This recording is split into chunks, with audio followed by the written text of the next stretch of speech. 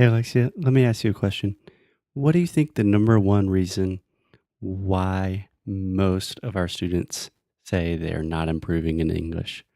What do you think that is? Lack of time because they are always busy. I would say that is probably the number one reason. Everyone's busy. We all have jobs. We have crazy dogs you can hear in the background.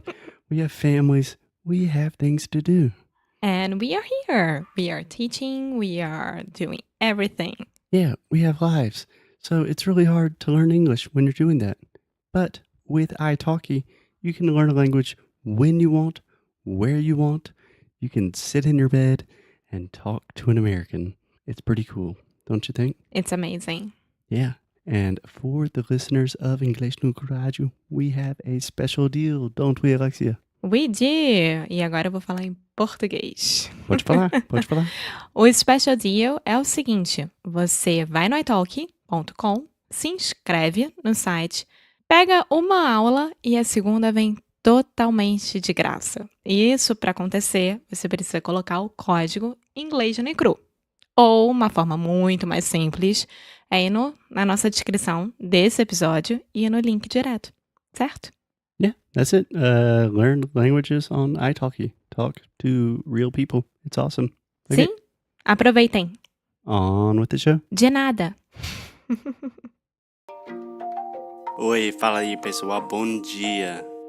Você está escutando o Inglês no Rádio. I am your host, Foster Hodge. This is your daily dose of English.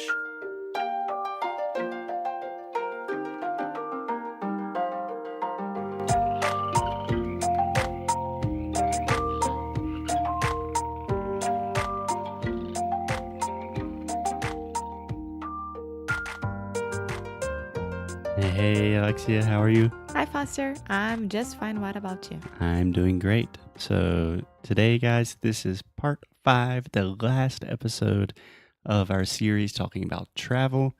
And today we're talking about the most important part of travel, language learning. How to do it. How when to do it most effectively.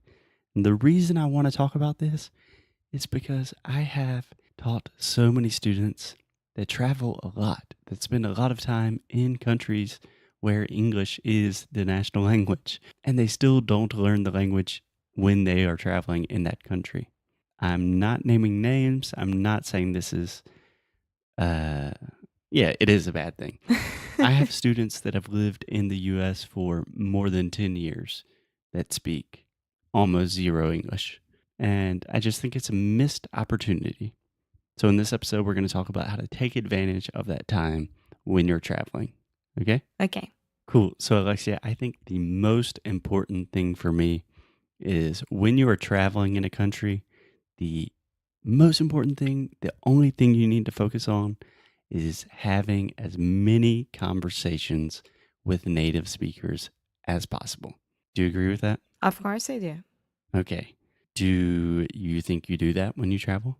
Yes. Yeah, you're pretty good about talking to everyone. Yeah, even in Spanish. I did great. Yeah, you're good. You're good. So Yeah, at first I'm a little bit shy, but after 20 minutes, I'll be fine. Yeah, it's totally natural to be shy. I'm a very shy person as well.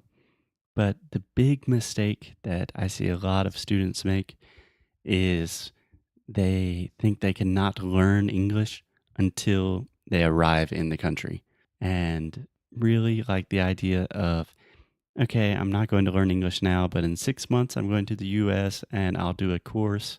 If you just start preparing beforehand, your time in the US or wherever you're traveling to will be so much better, and you can focus on conversations and meeting people. Yeah, if you are a beginner, try to learn the basic things. Like hello, good morning, how are you? What you're up to? What do you want for dinner? This kind of things. Yeah, dinner.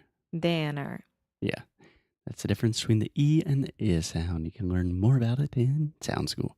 Okay, so really we have 2 things.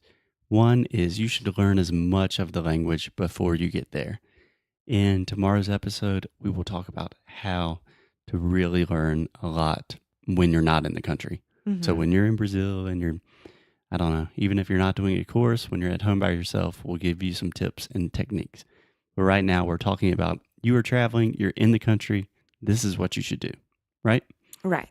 So you should have as many conversations as possible. I always tell my students to think about language learning in hours. So you want to think about the amount of hours of conversation you can have each day. And to have conversations, you need to do what?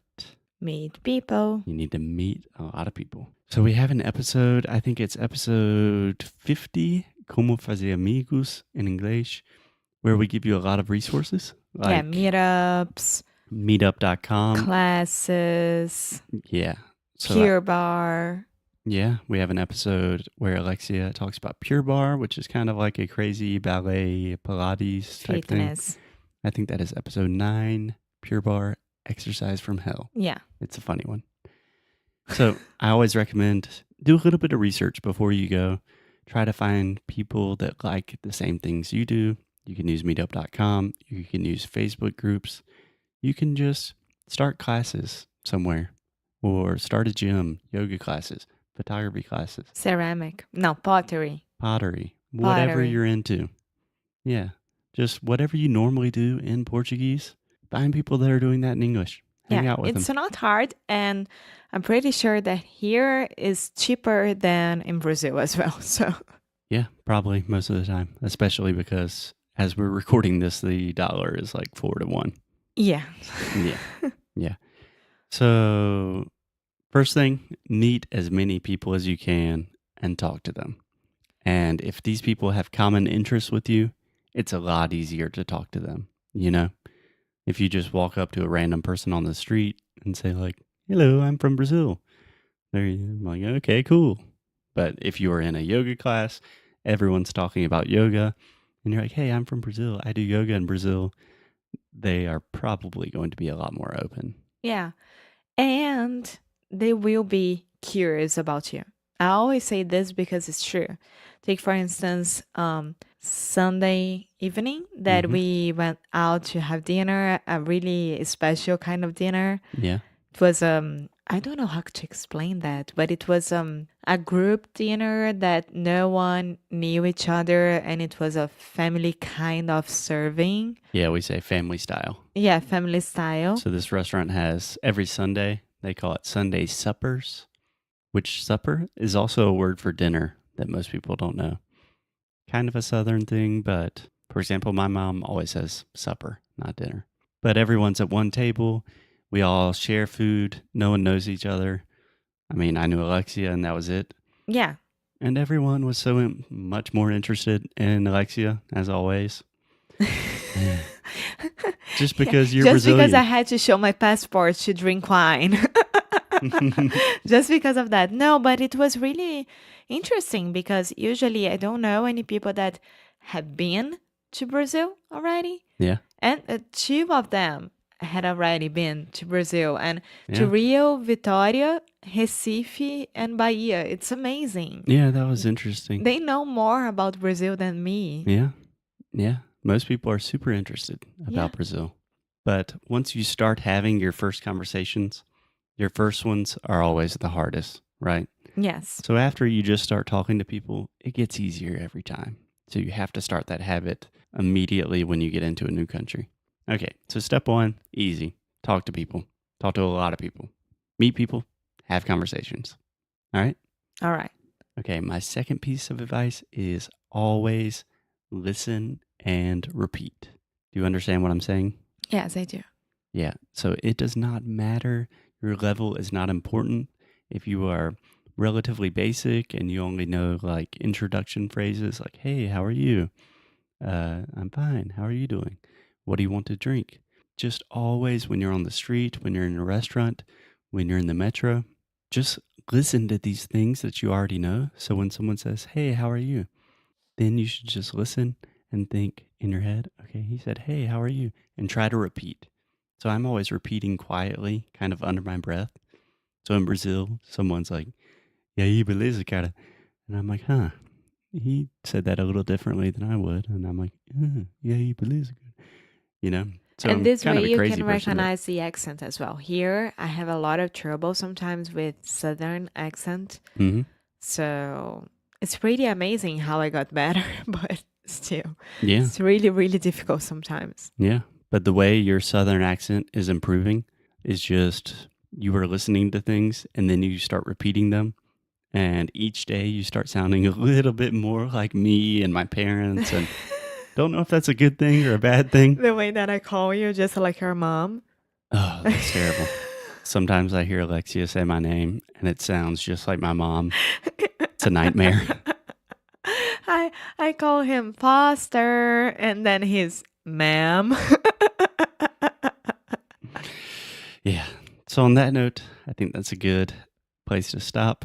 So just two things when you're traveling: meet people, talk to people, have conversations. That's just one thing. And then always listen and repeat. And let them know that you are improving, that you want to know better, that you want to know this place better. I don't know. Let them know Yeah. because everything will get better. Yeah. Don't hide the fact that you are not that you're not a native English speaker. Yeah, don't be a snob. That's it. No, it's not snobby. Yes, it's a kind of snob No. thing. Like, oh, I have very good English, so I speak very I good speak English. I speak very good English. We never have English. And I don't need help. You always need help. So Yeah, but not even asking for help. Like my first time in Brazil, I did not want people to know that I was American, so I would just be very quiet. But when I started saying like, oi, eu sou americano, estou aprendendo português, e daí todo mundo fica muito mais aberto. sim, ainda mais no Brasil. Sim. Americano? Como assim? Cool. Okay, Alexia, I will see you tomorrow. Okay, bye. Bye-bye. Thank you so much for listening to another episode of Inglês no Rádio. If you like what we do, if you want to support the show, please check out inglesnocru.com. At inglesnocru.com, you can find everything from the worksheets for these episodes to learn all of the best pronunciation, vocabulary, grammar, real English, the way we speak it on the streets. You can also do personalized private coaching sessions with me in our pronunciation course. Sounds cool. Most importantly, keep up the good fight and lose well. Até já já.